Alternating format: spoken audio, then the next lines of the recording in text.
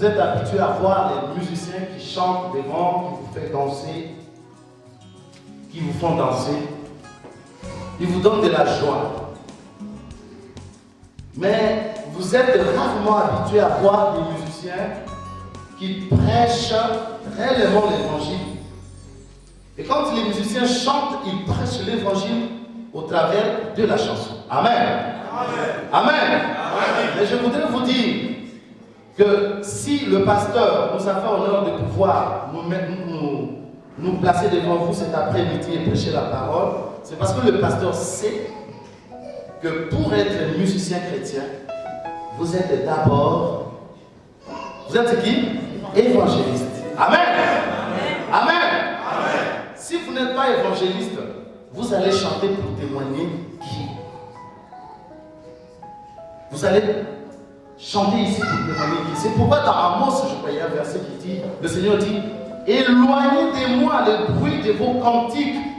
Je n'entends pas les sons de vos luttes. Amen. Amen. Car vous êtes en abomination devant moi. Alors, si nous chantons sans avoir la parole avec nous, sans connaître le Seigneur Jésus, alors le Seigneur nous dit, éloignez de moi le bruit. Le Seigneur ne dit même pas vos mélodies, il dit le bruit de vos cantiques. Aujourd'hui, nous allons parler d'un sujet très intéressant. Et le frère qui dirige le programme m'a déjà précédé, et j'étais dans la joie. Le frère a dit quelque chose, il a dit, il vous a posé une question. Êtes-vous dans la joie? Tout le monde a dit, oui. Et si vous êtes dans la joie, vous allez vous lever, on va louer l'Éternel. Amen. Amen. Et nous avons eu à exprimer notre joie, nous nous sommes dit bonjour les uns les autres, on s'est complimenté, gloire au Seigneur. Mais en fait, la parole de Dieu ne va confirmer que ce que le frère a dit. Nous allons lire un verset, et nous allons rester sur ces versets-là. Un verset que les gens n'aiment pas lire. Ils n'aiment pas lire. Amen. C'est un verset très très connu qui est dans Philippiens, chapitre 4, au verset 4. Alors je vais demander à un frère ou une soeur qui a une voix céleste, une voix amplifiée, de lire pour nous dans Philippiens, chapitre 4, au verset 4.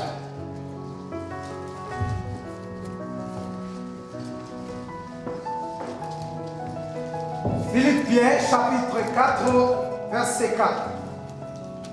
Réjouissez-vous toujours dans le Seigneur. Je le répète, réjouissez-vous. Amen. Réjouissez-vous toujours dans le Seigneur. Et Paul dit, je le répète, réjouissez-vous. Comme c'est court ce verset, et comme c'est beau, mais nous n'aimons pas lire ce verset. Alléluia. Alléluia. La Bible me demande de me réjouir dans le Seigneur. Qu'est-ce que le Seigneur a fait pour moi? Mais nous allons voir que ce verset biblique interpelle tout le monde dans cette salle. Nous allons voir que quelque part dans ce verset biblique, nous allons nous sentir concernés par la parole. Nous allons nous sentir interpellés par ces versets bibliques. Oh, la joie dont il est question ici, vous vous en doutez, ce n'est pas la joie que nous venions d'exprimer tout à l'heure. Et quand le présentateur hier, quand il a dit, si vous aimez Jésus, couchez-vous par terre, tout le monde était par terre, ce n'est pas cette joie-là. Alléluia. Alléluia. Et quand on vous dit, si vous aimez Jésus, dites à votre frère, bonjour, vous saluez votre frère, ce n'est pas cette joie-là. Mais c'est plus profond que ça. Réjouissez-vous toujours dans le Seigneur. Et frères et sœurs, vous verrez que le message que je vous apporte ce soir, cet après-midi, c'est un message vivant parce que ce sont des choses que j'ai vécues moi-même. Je ne vais pas vous parler des légendes. Pour les Aïrois qui sont là, pour qu'on a ils ont fait ceci, c'est pas ça. Je vais vous parler des choses qui se sont effectivement opérées dans ma vie. Et je vais vous donner un témoignage puissant de ce que le Seigneur m'a permis de vivre. Au travers de ces versets, réjouissez-vous toujours dans le Seigneur. Pourquoi est-ce que Paul a dit ça? Réjouissez-vous toujours dans le Seigneur. Parce qu'en fait, Paul a remarqué le verset biblique ne s'adresse pas aux païens. Ce verset biblique ne s'adresse pas aux non-chrétiens. Le verset biblique s'adresse aux chrétiens. Et quel type de chrétiens? Des chrétiens qui étaient très fervents, qui étaient engagés dans leur église. Réjouissez-vous toujours dans les Seigneurs. Pourquoi est-ce que Paul dit réjouissez-vous toujours dans le Seigneur? Et il souligne, je le répète, réjouissez-vous. Parce que Paul avait trouvé qu'il y avait quelque chose dans cette église de Philippe qui n'allait pas.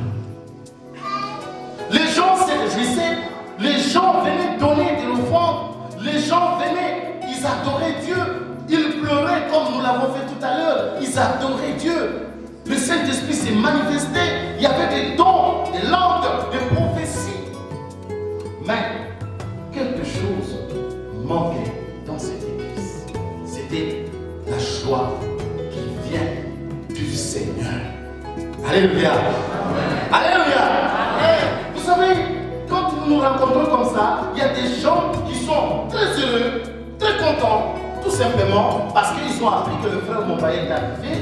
Il y a longtemps qu'il a vu le frère Mombaya, il y a longtemps qu'il a vu dans les cassettes, et il vient, et quand on vous demande de chanter, d'applaudir, vous applaudissez avec joie, tout simplement, parce que le frère est là, vous venez de le voir. Amen.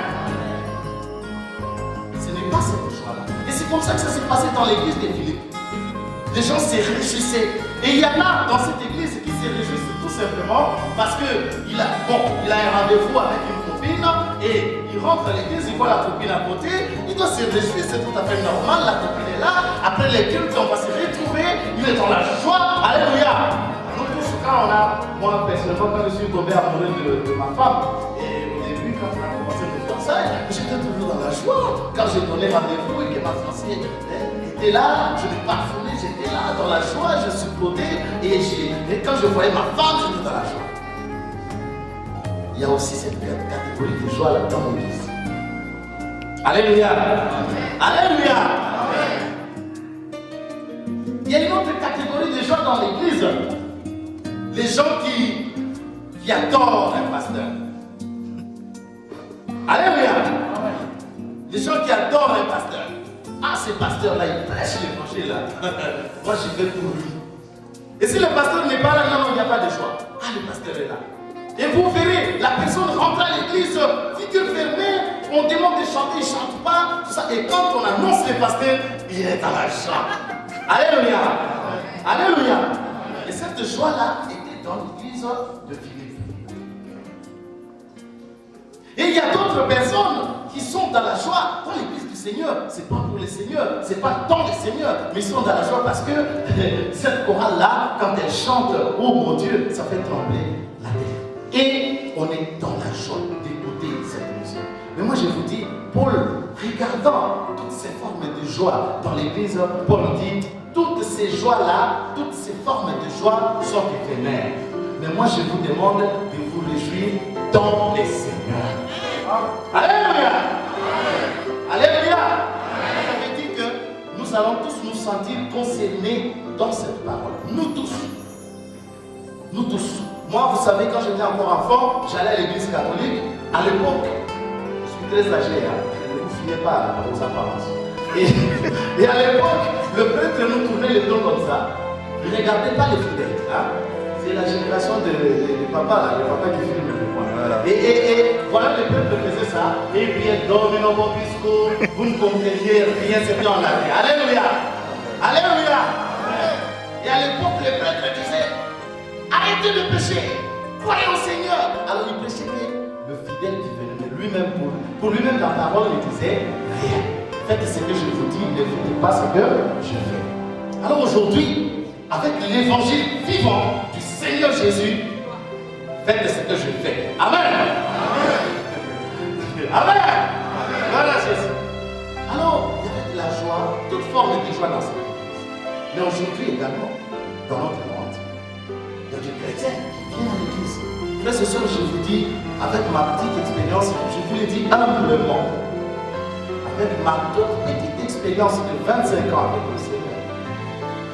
J'ai reçu le Seigneur il y a 25 ans. J'ai eu la chance de travailler au cœur même de l'église protestante, au Zaïre, secrétariat national de l'église protestante, de la fédération protestante, l'église du Christ au Zaïre. Donc c'est une fédération qui réunit toutes les églises protestantes au Zaïre. Je travaille pendant 17 ans dans cette église, au cœur de l'église. J'ai vu toutes sortes de chrétiens, des chrétiens caméléons, des chrétiens demi-Dakar, des chrétiens ni chaud ni froid. J'en ai vu de toutes couleurs. Alléluia! Alléluia! C'est pourquoi la parole dit, vous qui avez goûté au plaisir de la parole, au plaisir céleste, si vous abandonnez la foi, vous n'êtes pas. Amen! Amen! Vous qui écoutez ce message cet après-midi, si vous réuniez la foi en Jésus, vous serez condamné. Parce que vous n'êtes pas ignorant. Vous avez entendu la parole. Et la foi vient de ce qu'on entend. Ce qu'on entend vient de la parole du Christ. Pourquoi est-ce que j'ai pris l'exemple de l'église du Christ? Pour vous dire qu'il y a beaucoup de chrétiens qui viennent à l'église, qui viennent pour des intérêts particuliers. On ne vient pas pour adorer le Seigneur. On ne vient pas pour écouter la parole, mais on vient pour la satisfaction personnelle. Alléluia. Un jour, je crois que les Écois qui sont là, les Congolais, ils savent qu'il y a une église au Grand Assemblée qui s'appelle Bethel au Zaïre. Et je suis parmi, avec le pasteur Billet, parmi ceux qui avaient commencé cette assemblée. Je n'étais pas pasteur, j'étais choriste. Je chantais donc le seul choriste de cette église. Et quand on a commencé cette église, j'étais déjà à l'église baptiste. Et un jour, les pasteurs demandent, il y avait beaucoup de monde. Je crois 80% des participants, c'était des sœurs. Et un jour, le pasteur dit, le Seigneur m'a dit de prier pour les sœurs qui veulent se marier. Alléluia! C'était le jour de la vérité. Il dit, je veux prier. Le pasteur l'a fait, c'était un piège. Il dit, je veux prier pour les sœurs qui viennent ici pour trouver un mari, qui veulent se marier. Frères et sœurs, toute l'église, toute l'assemblée. Les sœurs étaient là devant, ils cherchaient, ils se bousculaient pour trouver une place, s'agenouiller, parce qu'on va prier pour elle, pour qu'elle trouve un mari. Amen. Amen. Amen. Amen. Donc, moi ça m'a interpellé, j'ai dit, toutes ces sœurs-là qui chantent bien, qui se trémoussent, qui dansent, qui sautent, ils ont leur objectif, trouver un mari. Alors pour que je sois agréable à Dieu, aux yeux de Dieu, il faut sauter, danser et prendre la forme d'un chrétien vraiment irréprochable pendant les cultes pour que le Seigneur écoute la prière. Alléluia. Alléluia. Cet après-midi, ces gens de chrétiens existent. Il y en a dans cette salle. Vous savez, les gens qui prient aux Zaïre, parfois ils ont du mal à croire que nous qui vivons ici en Europe, nous prions sincèrement. Nous sommes dans la foi. C'est difficile. Incroyable. J'étais à Paris, je suis allé rendre visite à un pasteur. Il m'a accompagné à la gare. Nous arrivons, je voulais prendre le métro. Et on arrive, je composte mon billet, le pasteur me tient, il dit non, ne composte pas. Je dis pourquoi? Il dit non, parce que moi aussi je veux passer. Alléluia! Alléluia! Alléluia! C'est un pasteur qui a la puissance. Quand il prie, les âmes sont délivrées, les gens sont guéris. Mais il dit, frère, ne composte pas encore parce que je dois passer avec toi. Alors on a du mal à croire que nous qui sommes ici en Europe, nous prions. Mais moi je sais que le Seigneur a élevé certains d'entre nous. Amen!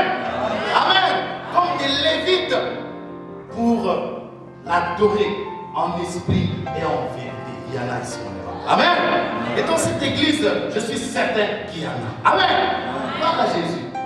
Et donc, il y a des gens comme ça qui sont des diacres, des anciens, des pasteurs, mais qui sont dans les mal, dans les péchés. Mais ils se réjouissent dans ces péchés-là. Je peux frauder.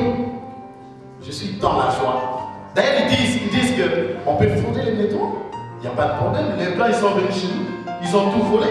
Ils ont pris les mines, ils ont pris tout ce que nos ancêtres avaient. Et ils nous doivent de l'argent, beaucoup d'argent. Alors il faut qu'ils commencent à payer déjà cette dette. Et pour cela, moi je dois frauder. Amen. Amen. Vous ne répondez pas.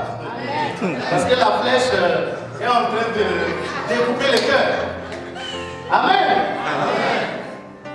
Donc il y a des gens qui se réjouissent dans les commérages des chrétiens qui viennent à l'église. Mais après les cultes, l'autre frère ou l'autre soeur qui n'est pas venu, téléphone. Chez nous on appelle Allo Paris. Je ne sais pas ici c'est Allo Suisse ou quoi. Mais chez nous c'est Allo Zurich. Allo Paris. Alléluia. Moi je vous dis franchement, je vais vous dire un secret. Vous savez pourquoi nous en France par exemple, l'histoire des clandestins là, on n'aime pas trop en parler. Il y a beaucoup de clandestins, mais pour leur dire de rentrer au pays, on n'aime pas. Vous savez pourquoi? Parce qu'on fait rentrer beaucoup d'argent. Les Africains, tellement qu'ils aiment parler au téléphone, et ça fait rentrer beaucoup d'argent à l'État français. Amen. Vous prenez toutes les factures des gens qui sont ici, mettez les factures ensemble par rapport aux offrandes qu'ils donnent, là c'est des millions. Amen. Donc nous préférons investir dans le téléphone pour faire des commérages qu'investir dans les temples, dans la maison de Dieu. Alors la Bible dit, chacun de nous va moissonner ce qu'il aura semé. Et il y a des gens comme ça qui se réjouissent dans les commérages. Ah non, tu sais frère, le pasteur aujourd'hui il exagère, le pasteur, vraiment il exagère. Tu sais, il était habillé en croco. Alléluia. Alléluia. Des commérages. Ah, la femme du pasteur. Non. La façon dont elle était habillée là, c'est l'argent de l'église. Ça doit être nos dîmes. Comment ça? Alléluia.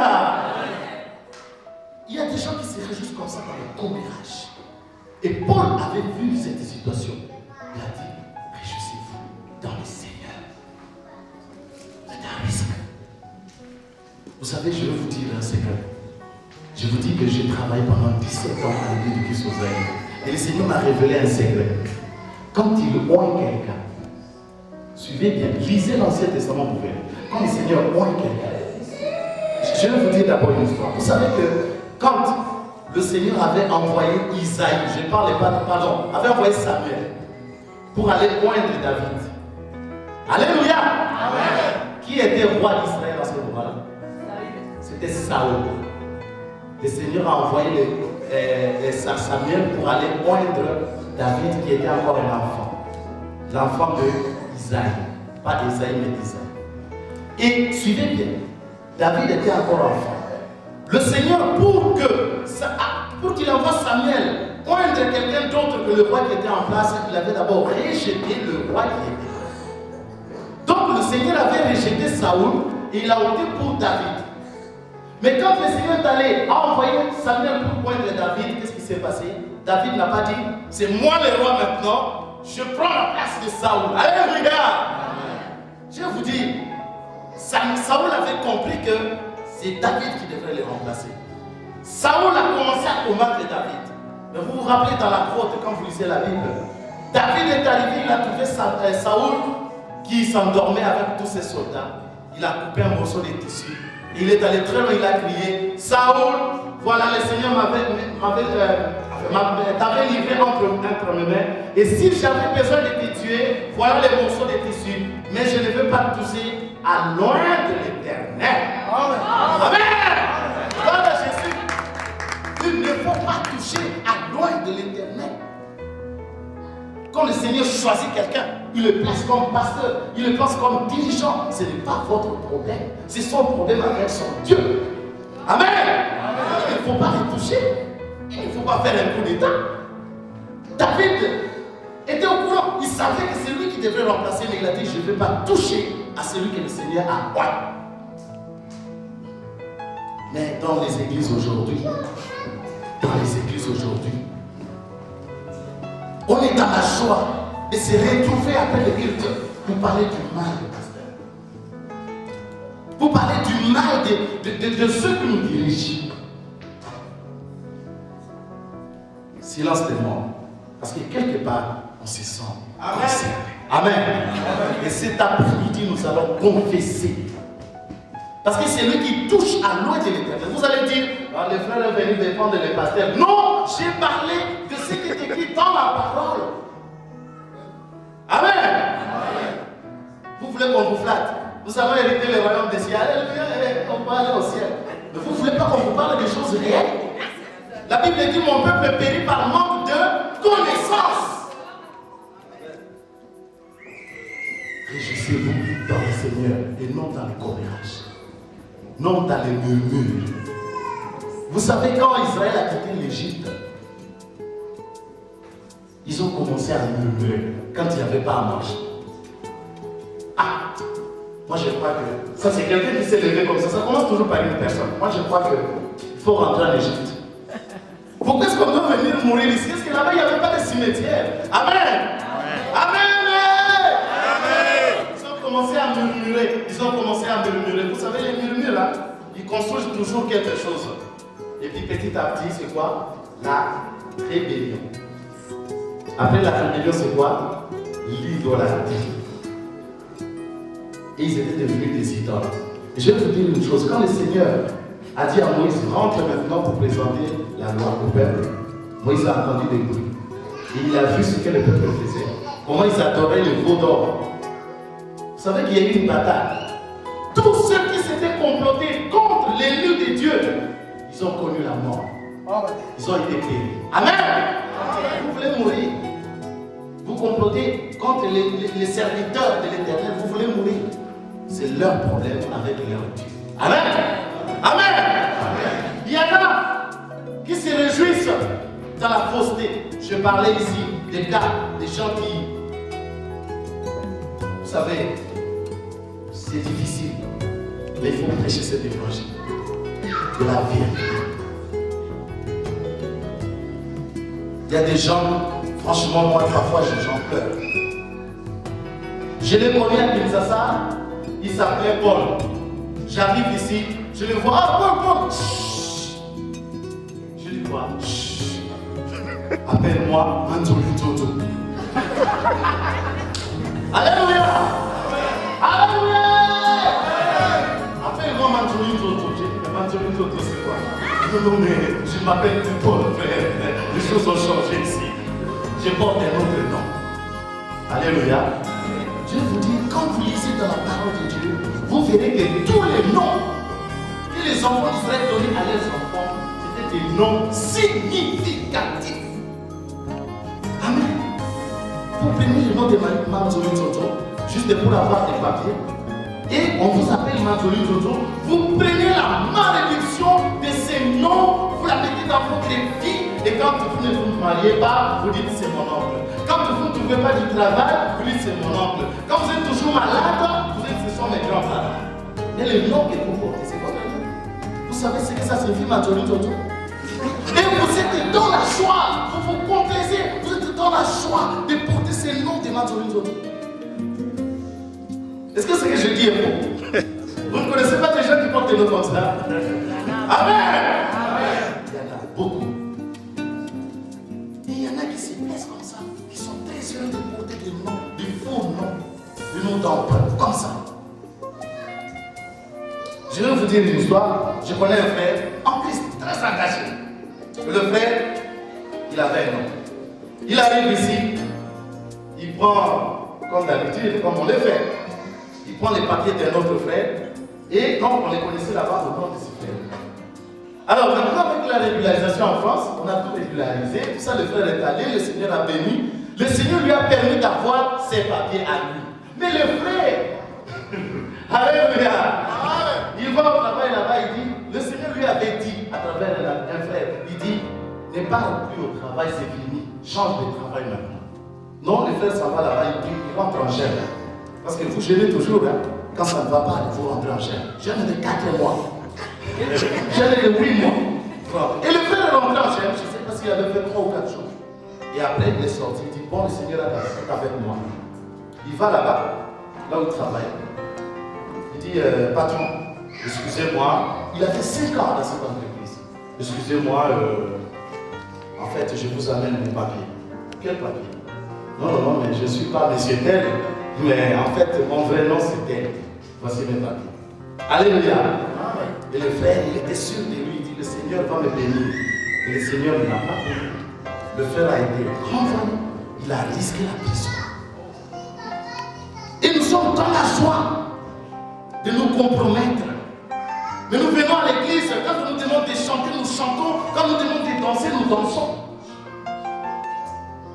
Et il y a des gens, quand j'ai arrangé la chanson Tango Yango, il y avait une sœur qui, la fille a inventé pour l'ancienne musicienne de la fille.